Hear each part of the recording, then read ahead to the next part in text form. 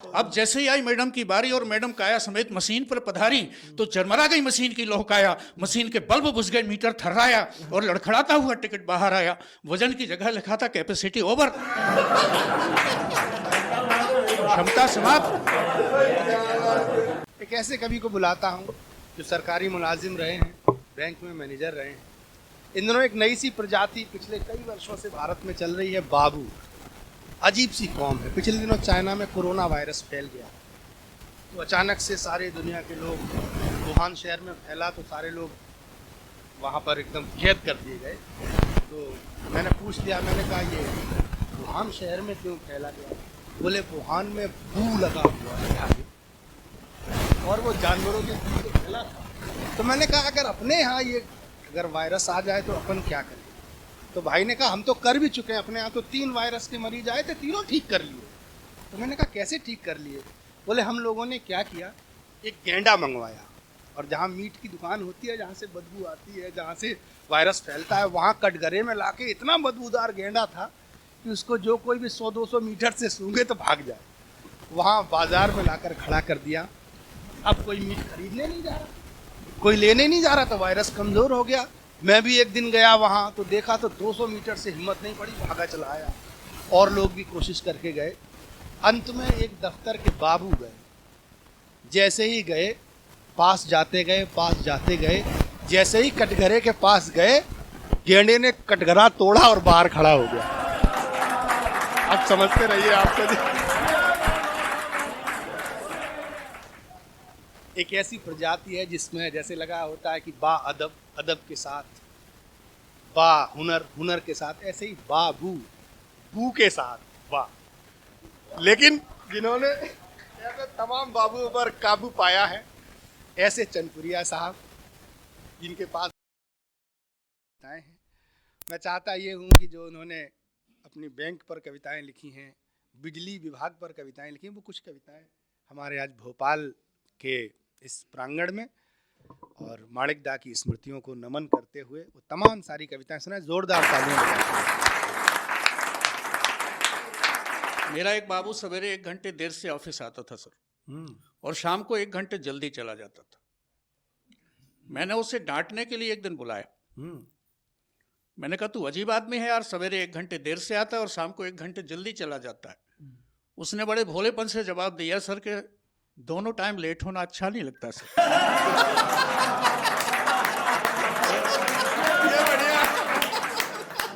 हास्य बहुत कहीं ढूंढना नहीं पड़ता, हमारा एंटीना खुला रहना चाहिए।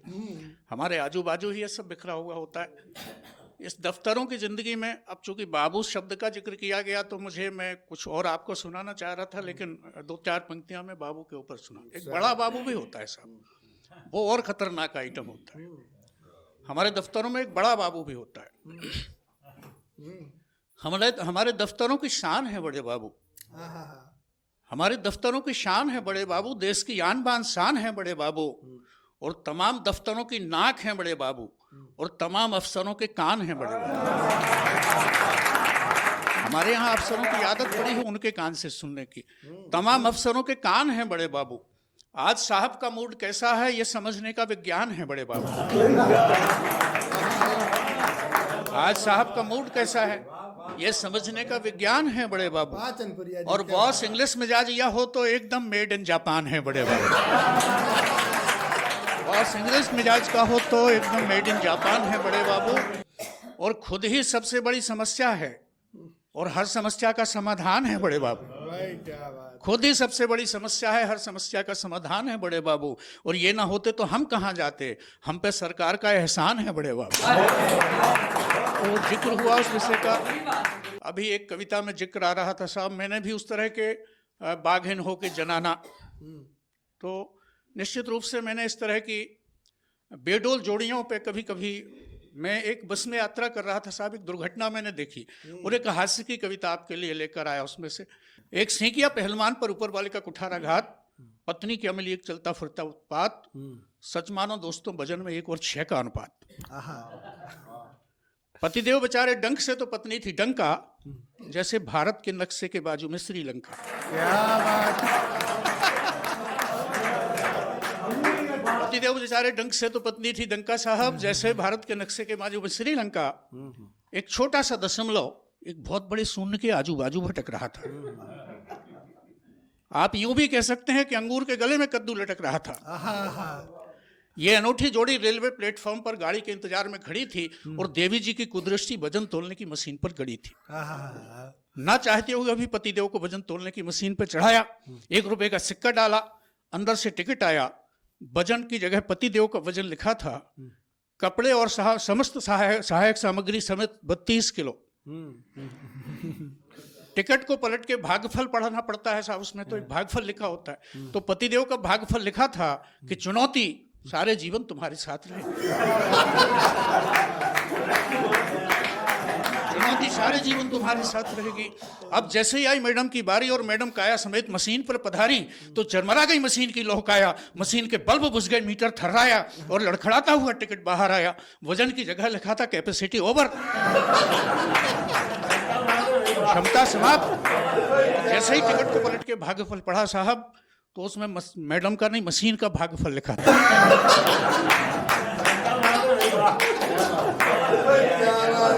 हे भगवान, क्या खाती है, चमत्कार हो गया और इसके पधारने से तो मेरा अंतिम संस्कार।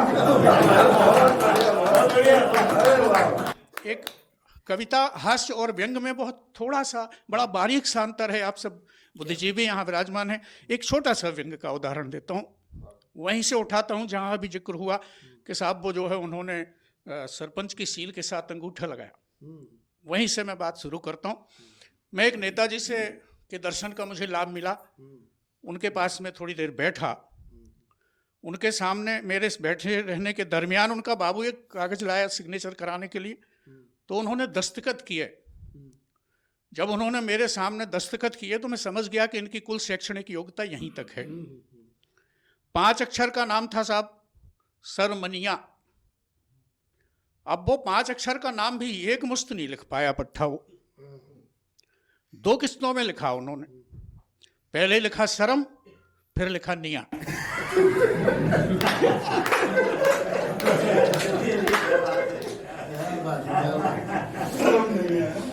शर्मनिया बनाम शर्मनिया। मुझे व्यंग करने की इच्छा हुई तो मैंने 4 पंक्तियां आपके लिए निकाली। मेरी घरवाली ने अंगूठी खरीदी तो दुकानदार मुझसे बोला, भाई साहब आपके लिए आपकी सारी उंगलियां खाली हैं, आपके लिए कोई रंग दिखाऊं? अरे मैंने कहा रहने दे भैया, तेरी ज्यादा इच्छा है लल्ला तो मेरे अंगूठे के लिए दिखा कोई बढ़िया सा छल्ला। दुकानदार बोला, भाई साहब मजाक करते हो, अंगुलियों को छोड़ के अंगूठे से इतना प्यार? अरे मैंने कहा बरखुरदार, ये अंगूठा सरदार जिसके सामने बड़ी से बड़ी डिग्री 0 है, हमारे प्रजातंत्र का यही तो हीरो है। हमारे प्रजातंत्र का यही तो हीरो है। और हमारे पास 26 जनवरी 1950 का सिला हुआ नेकर है, जिसकी दम पर ये अंगूठा कहीं किंग है तो कहीं किंग मेकर है। व्यंग की अपनी भाषा होती है। एक मेरी व्यंग, चूंकि माणिक के एक बेचारा जिंदगी का मारा, एक बेचारा जिंदगी का मारा आफतों में गले तक डूब चुका था। भाई साहब जिंदगी से बिल्कुल ऊब चुका था। घर परिवार की किल्लतों के कारण बीवी से सुबह शाम का झगड़ा एक दिन हो गया तगड़ा। बौखला कर घर से भाग निकला और आत्महत्या की दिशा में बढ़ गया, दौड़कर बिजली के खंभे पे चढ़ गया। चढ़ तो गया लेकिन वहां भी वो जिंदगी और मौत के बीच में ही अटका रहा। पूरे हफ्ते भर नंगे तार पकड़े लटका।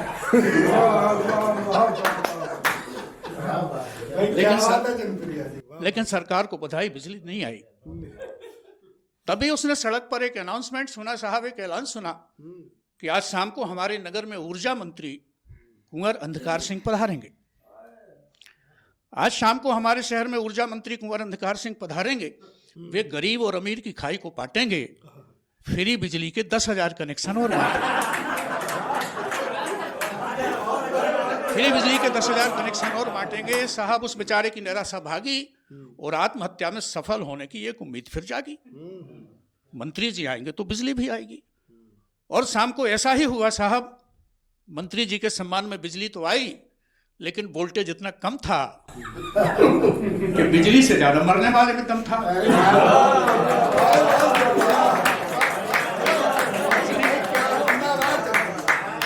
तो आई, लेकिन वोल्टेज इतना कम था कि बिजली से ज्यादा मरने वाले में दम था। वो नहीं मरा साहब, तारों ने उसको चिपका लेने की बजाय जोर का झटका मारा, दोनों तार हाथों से छूट गए, वो बंदा नीचे गिरा, सिर फूटा और हाथ पैर टूट गए। जब उस बेचारे को होश आया तो वो गंदी बस्ती जैसे सरकारी अस्पताल के एक वार्ड में पड़ा था। गंदी बस्ती जैसे सरकारी। जब उसको होश आया तो वो गंदी बस्ती जैसे सरकारी अस्पताल के एक वार्ड में पड़ा था और सामने बिजली का बिल लिए लाइनमैन खड़ा था। लाइनमैन बोला, मैं तुझे हफ्ते भर से ढूंढ रहा हूं, पिछले महीने तक का बिल बाकी पड़ा है। अरे बिल किसी बनिया का नहीं, मध्य प्रदेश सरकार का है, बिल पूरे 7,000 का है। सर, बिजली का बिल की रकम सुनते ही बंदे का होश खो गया और वो दोबारा बेहोश हो गया। अपना फायदा पहले से। अब नकली इंजेक्शनों की मेहरबानी से लगभग 48 घंटे बाद दोबारा होश में आया। नकली इंजेक्शनों की मेहरबानी से लगभग 48 घंटे बाद दोबारा होश में आया और सामने एक पुलिस वाले को पाया। पुलिस वाला बोला, मैं देशभक्ति जनसेवा विभाग से आया हूं, तेरा गिरफ्तारी वारंट लाया हूं। यहाँ से व्यंग की सर्वश्रेष्ठ पंक्तियां प्रारंभ होती हैं कि पुलिस वाला बोला, मैं देशभक्ति जनसेवा विभाग से आया हूं, तेरा गिरफ्तारी वारंट लाया हूं, तूने आत्महत्या के लिए सीधे मेन लाइन से बिजली चुराई है। तूने आत्महत्या के लिए सीधे मेन लाइन से बिजली चुराई है। अरे मर नहीं था तो घर के मीटर से मरता, और नहीं तो आत्महत्या के लिए टेम्परेरी कनेक्शन का आवेदन करता।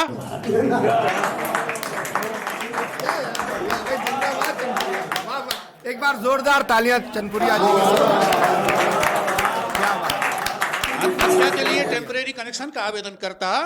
अब साले मरा का मरा नहीं, बिजली चोरी के जुर्म में जेल में सड़ेगा, 379 का मुकदमा चलेगा। 20 हफ्ते गई नहीं थी साहब, 21वीं आ गई, उस बेचारे को फिर बेहोशी छा गई।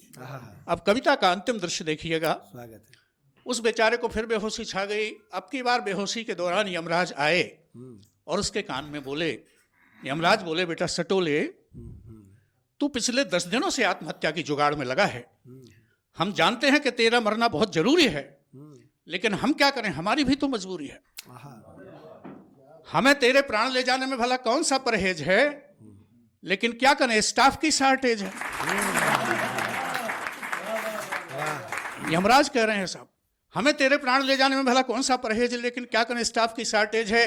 दरअसल बात यह है कि इस हफ्ते कुछ बहुत बड़े बड़े नेता मर रहे हैं, इसलिए सारे हम दूत आजकल वीआईपी ड्यूटी कर रहे हैं।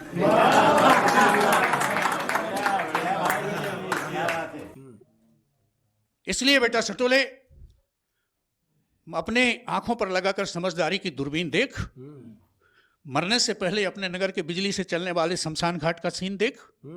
वहां लकड़ी के अभाव में मुर्दे बिजली से जलाए जाते हैं और सैकड़ों मुर्दे रोज लाए जाते हैं, लेकिन बिजली के तार घंटे 2 घंटे के लिए जुगजुगाते हैं। भाई साहब 2-4 मुर्दे ही जल पाते हैं।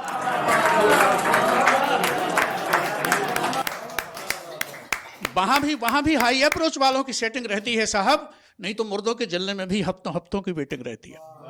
वहां भी हाई अप्रोच वालों की सेटिंग रहती है, नहीं तो हफ्तों मुर्दों के जलने में भी हफ्तों की वेटिंग रहती है। ऊपर से सरकार के कड़े निर्देश हैं कि वेटिंग लिस्ट के अनुसार ही मुर्दे भट्टी पे लाए जाएंगे और आरक्षण कानूनों के हिसाब से रिजर्व कोटे के मुर्दे पहले जलाए जाएंगे।